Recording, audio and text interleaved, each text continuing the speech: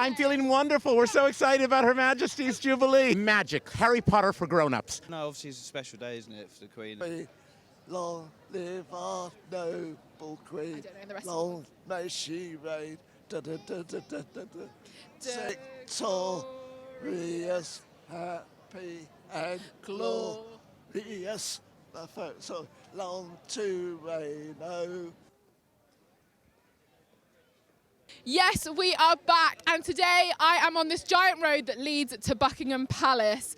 If you didn't know, it's the Queen's 70th Jubilee, which basically means the Queen has been a Queen for 70 years, but I won't bore you with all of that. I'm basically here for the bank holiday vibes and to have a little chat with all these royal fans who've made the trip for HRH's special day. So how are you feeling today? Oh, that's a good one. Yeah, feeling all right. Feeling great. Ecstatic, very happy. I'm feeling quite tired. Same. I've been working Like a dog recently, so yeah, but I'm here. I'm just going to enjoy my day, got a day off, and I'm just going to soak up a bit of atmosphere and yeah, hopefully have a good time. Hot at the moment. Sweating.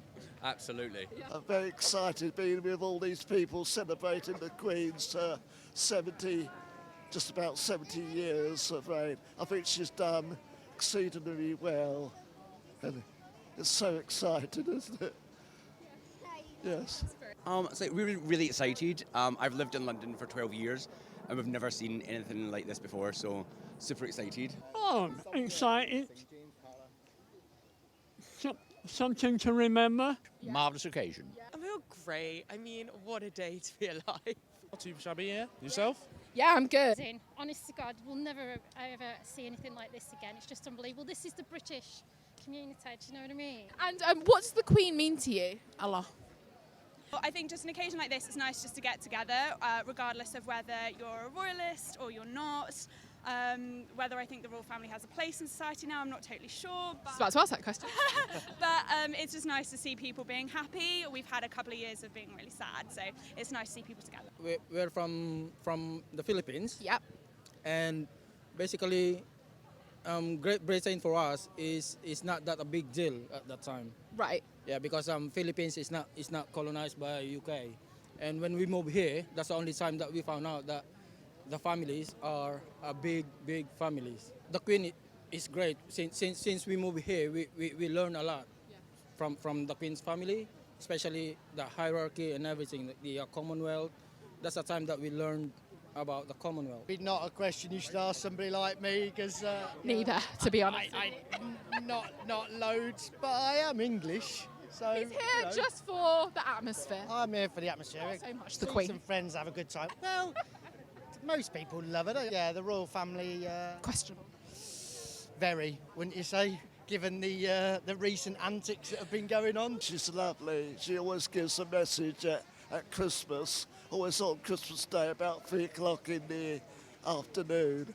Do you like that bit? Yeah, I do. I think she symbolises sort of unity. Just nice to have a figurehead to look up to that represents us all. Everything to be British. You know, she keeps us together. It's something for us to look forward to. It just makes you be proud to be British. And I am very, very proud. Well, it means quite a lot. I mean, I've grown up in a family that really celebrates, you know, the royal family. So, and then I've got my little one now who's involved in it all. So, yeah, I mean, it's a big deal. Stability. I think it's sort of very proud, actually. I know there's a lot of anti, but I think just really proud of it's the stability.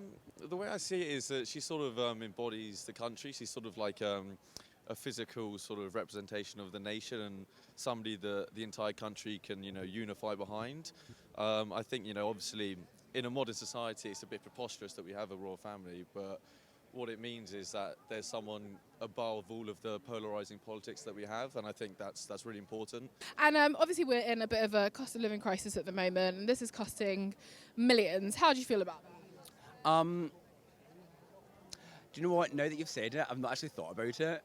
I think now that you have said it, it is a bit of, I wouldn't say it's a waste of public funds, but it could have been done probably better at a smaller cost to the public. Because a lot of people forget that it comes out of our money, especially in a time where like literally people are struggling to like make ends meet, pay their electricity bills, older people were having to sit in libraries to heat their own house. So yeah, no, that's actually really affected me. Sorry. Don't get into politics. I think that it's a good point. I would only say that, you know, these sort of moments don't come along very often. You know, this is a celebration of 80 years, and sometimes it's good for the country to come together and celebrate, and if that costs some money, sometimes it's worth it for the memories. It's some money. I mean, yeah, it's not great, but then the tourism it brings in and the money it boosts probably helps the situation. No, I think the amount of money it brings in, the feeling that it gives everybody. You think how many street parties up and down the country, and it doesn't matter if you've got an egg sandwich or a vol au vent, does it? When the way I see it is, I've just sat in the crowd and there were so many different people from all around the world. The tourism and the business it's bringing to the country, we wouldn't have that without the royal family. I mean, obviously money could be spent in the best way, I think. But it's going to happen. It's going to happen. They'll do what they want at the end of the day. But I mean, they'll have to celebrate 70 years somehow. There's been a lot of controversy in the royal family recently. Do you think that there's a place for them in today's society? Yes. No. Yeah, of course. And none of the sort of... can't even elect a prime minister, leave alone a head of state. It's still a good thing. It's still a good thing. But some of them, they have to behave well. Otherwise, You don't like all of them? There won't be any monarchy anymore. But every country, you should have something to look forward for all to respect. Most other countries have prime minister stroke president who are elected and don't have impartiality. Our Queen has led for 70 years this great nation with dignity, humility, but doesn't take a side. Doesn't matter what politicians, the Prime Minister doesn't take a side. And that's what makes our country unique. Don't care, but lots of people do. So that's a question for some other people. I think it's all a gimmick. I think the whole thing's a front, and they already know what's going to happen in 6 months' time.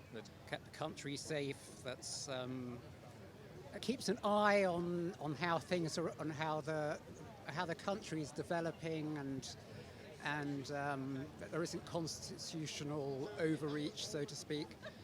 It's not about the individuals. To be honest, I wouldn't really have cared whether it was this royal family or whether it had been a completely different royal house who'd been brought here.